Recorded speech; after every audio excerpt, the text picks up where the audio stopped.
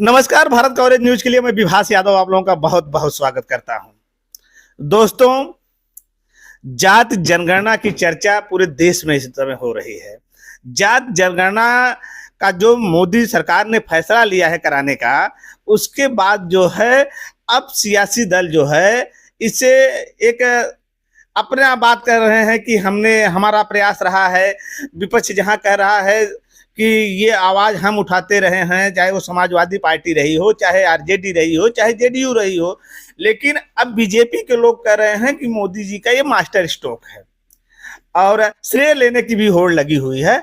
ऐसे में समाजवादी पार्टी के नेता और सामाजिक कार्यकर्ता लौटाराम निषाद जी हमारे साथ हैं। उन्हीं से इसी मुद्दे पे हमारी चर्चा होगी। पहले तो हमारे चैनल में स्वागत है सर। धन्यवाद आपके चैनल को। आपके चैनल के जो भी व्यूअर हैं, मैं आग्रह करूंगा, निवेदन करूंगा कि सब्सक्राइब करके, शेयर करके, लाइक करके जनता तक जो है कि आपके माध्यम से आवाज पहुंचाने में मदद करें। सर, ये चीज ये बताइए हमको, अचानक अभी जो मामला हुआ कश्मीर में, उसके बाद लोग सोच रहे थे कि सरकार कुछ फैसला और लेने वाली है, लेकिन अचानक जो है रेल मंत्री जो है वैष्णव आते हैं और एक चिट्ठी जेब से निकालते हैं और कहते हैं कि सरकार तैयार हो गई है, जात जनगणना कराएगी। और उसके बाद चैनलों पे चलने लगता है कि मोदी सरकार का ये मास्टर स्ट्रोक। पहले इस पे हमारी चर्चा हो जाए कि मास्टर स्ट्रोक किसका है? ये मास्टर स्ट्रोक देखिए, लालू प्रसाद यादव जी हों, परम पूज्य नेताजी मुलायम सिंह यादव हों, रामविलास पासवान, शरद यादव जी लंबे समय से जातिवार जनगणना की मांग करते रहे हैं। और ये बातें हम लोग भी जो है बड़े तेजी से उठाते रहे कि जब कछुआ, घड़ियाल, मगरमच्छ की, डॉल्फिन की गणना करा सकते हो, हिजड़ों की जनगणना करा सकते हो, तो पिछड़ों की जनगणना क्यों नहीं? और हमने इसका जो है 2018 में बहुत बड़ा मुद्दा भी लेकर के जिले जिले हम लोगों ने सामाजिक न्याय सम्मेलन के माध्यम से इस मुद्दे को उठाने का प्रयास किया था। मैं घटनाक्रम में ये मास्टर स्ट्रोक नहीं है। जब जब भारतीय जनता पार्टी बैकफुट पर आती है तो ओबीसी को लुभाने के लिए, जाल फेंकने के लिए कोई न कोई एक मुद्दा लेके चली आती है। ये पहलगाम का जो मुद्दा हुआ और सरकार की नाकामियां पूरी तरह से जो है कटघरे में खड़ी हो गई। गोदी मीडिया के लोग जो है भारतीय जनता पार्टी के बचाव में उतर गए, मोदी सरकार के बचाव में उतर गए, चाहे अर्नब गोस्वामी हो, चाहे रूबिका लियाकत हो, चाहे अंजना ओम कश्यप हो, चाहे चित्रा मित्रा त्रिपाठी हो। ये लोग भारतीय जनता पार्टी के लगता है कि भाड़ मंडली के नर्तक और नर्तकियों के रूप में काम करते हैं। लेकिन जिस तरह से हमारे यूट्यूबर्स हैं, सोशल मीडिया प्लेटफॉर्म को संचालने वाले लोग हैं, यही सच की खबर को जनता तक पहुंचाने का काम करते हो। जनता भी अब जान गई है कि अगर सही बात कहीं मिलती है तो हमारे मोबाइल में यूट्यूब को सर्च कर लो, वही खबर आएगी। और जो बड़े बड़े चैनल कहे जाते हैं, उन चैनल में जो है कि झूठ परोसने का काम किया जाता है। एक घटना याद करिएगा, 14 फरवरी 2019 को घटी थी, लोकसभा चुनाव से पहले। पहलगाम में 40 सीआरपीएफ के जवान, जिसमें दूसरे दिन 6 मरे, पहले दिन 40 मरे। उन्हें एयर लिफ्टिंग की जरूरत थी। सारे सीआरपीएफ के जवान कह रहे थे कि आन रोड जाने में खतरा है, हमारी जान खतरे में पड़ जाएगी, हमारे ऊपर हमला हो सकता है। लेकिन सरकार जो है कि भाई जो टैक्स पेयर है उसके टैक्स से जो है हवाई जहाज में उड़ते हैं और मजा लूटते हैं, और जो टैक्स देने वाला है उसकी भावना का सम्मान नहीं होगा, उसका कोई मुद्दा गंभीरता से नहीं लिया जाएगा।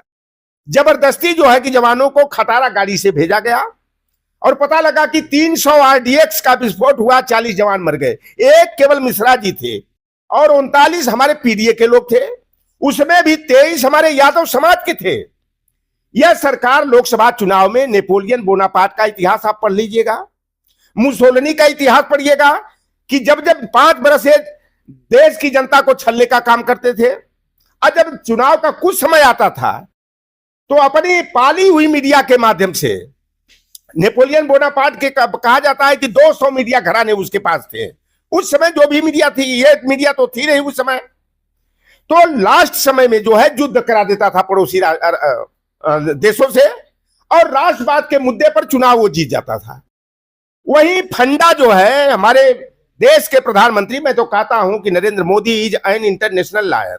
अगर विश्व में सबसे बड़ा कोई झूठा हो, झूठ बोलने की मशीन हो, तो वह नरेंद्र मोदी जी हैं।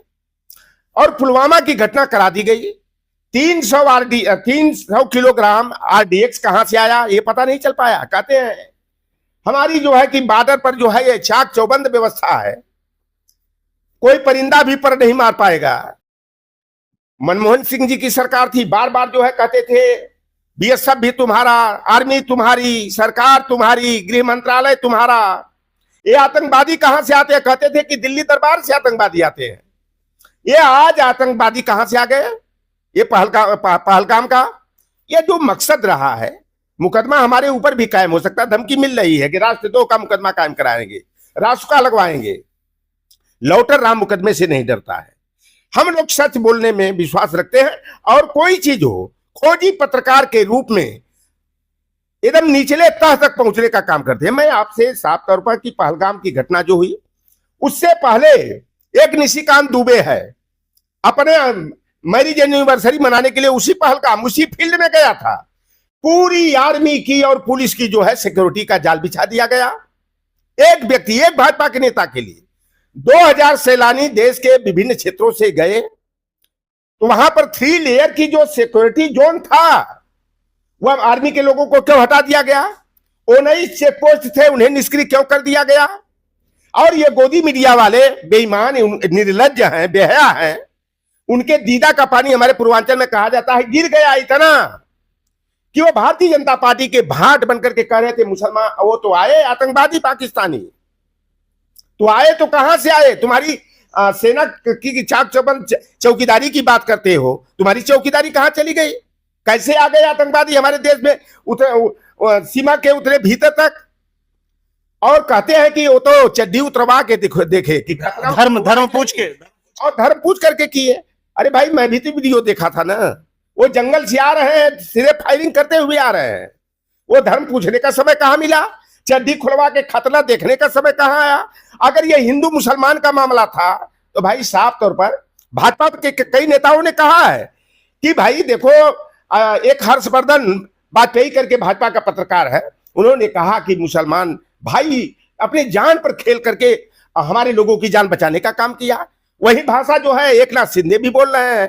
तो ये राजस्थान के भाजपा के प्रदेश अध्यक्ष हैं, वो भी कह रहे हैं कि इसे हिंदू मुसलमान नहीं किया जाना चाहिए। अगर हिंदू मुसलमान का मामला था, नजाकत भाई आतंकवादियों से क्यों लड़ा? सैयद हुसैन शाह लड़ते हुए खच्चर चलाने वाला बेचारा, घर परिवार की वही रोजी रोटी का साधन था, वह जो है कि मुसलमान आतंकवादियों से लड़ गया, उनकी राइफल छीनने का प्रयास किया और छीन लिया होता तो कई आतंकवादी मारे गए होते। और देश के प्रधानमंत्री एक तरफ कहते हैं कि मैं चौकीदार, मैं चौकीदार, और सारे भारतीय जनता पार्टी वाले भी कहते थे मैं भी चौकीदार।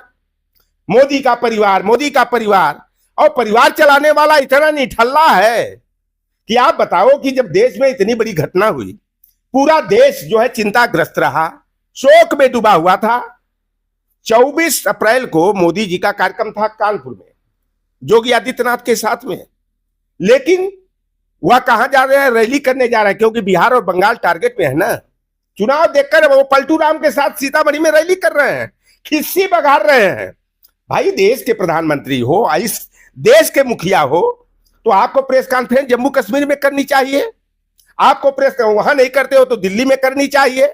और जाकर के बिहार में कर रहे हो, सिंधु नदी का पानी रोक दिया, बूंद बूंद पानी के लिए पाकिस्तान तड़प तड़प के मर जाएगा। अरे बेईमान, पानी रोकने के लिए 20 बरस का समय चाहिए, रुपया कितना लगेगा वो बात अलग की है।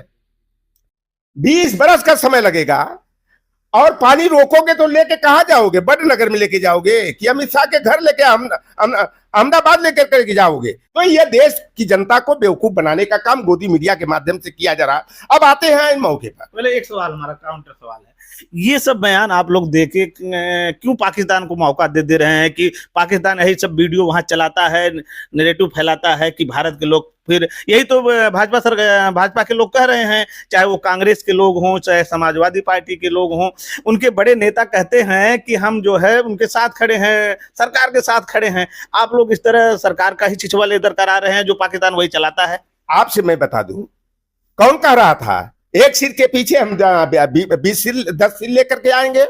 पाकिस्तान के अंदर घुस के कराची तक घुस करके हम इनको मारने का काम करेंगे, दावा तो यही ना कर रहे थे। तो ये दावा कहां से, इनका दावा फेल हो गया। और बताओ कि मारने वाला मुसलमान मान लिया तो बचाने वाला भी तो मुसलमान है। अंतर सिर्फ इतना है कि मारने वाला पाकिस्तानी और बचाने वाला हिंदुस्तानी मुसलमान है। तो यहां हिंदू और मुसलमान का मुद्दा कहां से आया? 14 फरवरी 2019 को लोकसभा चुनाव 2019 को देख करके राष्ट्रवाद के मुद्दे पर जनता को भावनाओं में बहा करके चुनाव जीतने का षड्यंत्र किए और सफल भी हो गए। इस समय कौन सा चुनाव है? बिहार और बंगाल टारगेट में है। मोदी की इज्जत पगड़ी दांव पर लगी है। इसलिए पहलगाम का कांड हुआ। अगर प्रधानमंत्री इतने जिम्मेदार रहते, संवेदनशील होते, तो वह जाकर के जो है कि बिहार की धरती से जो है कि पाकिस्तान के खिलाफ कुछ घोषणा उन्होंने किया, ये करूंगा वो करूंगा, कुछ नहीं कर पाओगे आप। फर्जी हुआ। तो ये भारतीय जनता पार्टी की सरकार जो है ना, खुद देश को खतरे में डालने का।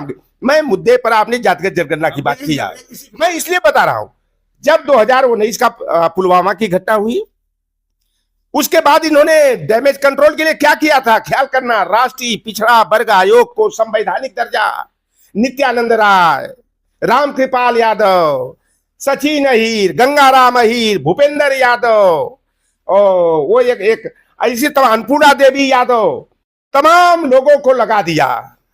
ये एक स्टूल मिनिस्टर हैं हमारे उत्तर प्रदेश वाले, इनको आगे लगा दिया कि भारतीय जनता पार्टी की सरकार, मोदी जी ने पिछड़ों को बहुत बड़ा गिफ्ट दे दिया। कई वर्षों का जो मुद्दा था, दशकों का मुद्दा जो है, वो मुराद मोदी जी ने दे दिया पिछड़ों को, और ढाक के 3 पाक साबित हुआ। हमारे मित्र पहले पिछड़ा वर्ग आयोग के जब संवैधानिक दर्जा मिला तो हमारे ही मित्र उसके अध्यक्ष बने। और मैंने पूछा कि संवैधानिक दर्जा मिला 69,000 शिक्षक वाले पर, मैंने नोटिस जारी कराया था, 2 दिन आए, स्पेशल सेक्रेटरी ने भाव नहीं दिया। कहने को संवैधानिक दर्जा, लेकिन वह ढाक के 3 पात, सफेद हाथी वाली कहावत जो होती है ना, वही संवैधानिक दर्जा का। तो उस समय पुलवामा पर चर्चा रोकने के लिए पिछड़ों का मुद्दा उछाल दिया। इस बार पहलगाम का मुद्दा आया, घिर गए, कराए रामजीलाल सुमन पर हमला कि डाइवर्ट हो जाए मुद्दा। 2 दिन डाइवर्ट भी हुआ। फिर इसके बाद इन्होंने डैमेज कंट्रोल के लिए कहा कि हम जातिगत जनगणना कराएंगे। ये देखिए, नितिन गडकरी राष्ट्रीय अध्यक्ष थे, इस समय जो है परिवहन मंत्री है केंद्र सरकार में। उन्होंने क्या कहा था कि जो जाति जनगणना की बात करेगा उसको लात पड़ेगा। ये केशव प्रसाद मौर्य और योगी आदित्यनाथ तुकबंदी मिला के क्या कर रहे थे? जातिगत जनगणना कराने वाले लोग नफरत पैदा करना चाहते हैं, इससे जाति नफरत पैदा हो जाएगी।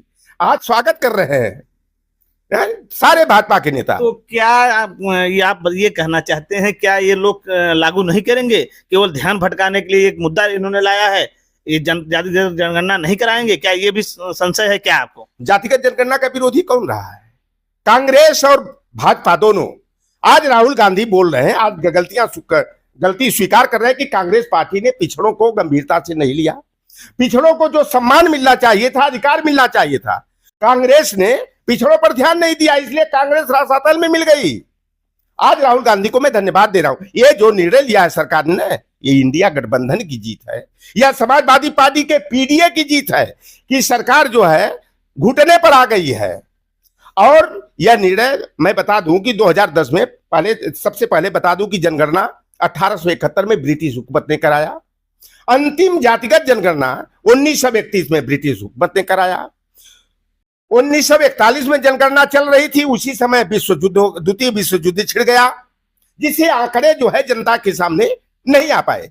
देश 1947 में आजाद हो गया। 1951 में कांग्रेस की सरकार बन गई, और कांग्रेस पार्टी जो है ना, आरएसएस की, कहिए कि कांग्रेस ने ही आरएसएस को पैदा किया, आरएसएस ने ही हिंदू महासभा पैदा किया, आरएसएस ने ही जनसंघ पैदा किया, आरएसएस ने ही भारतीय जनता पार्टी को जन्म दिया।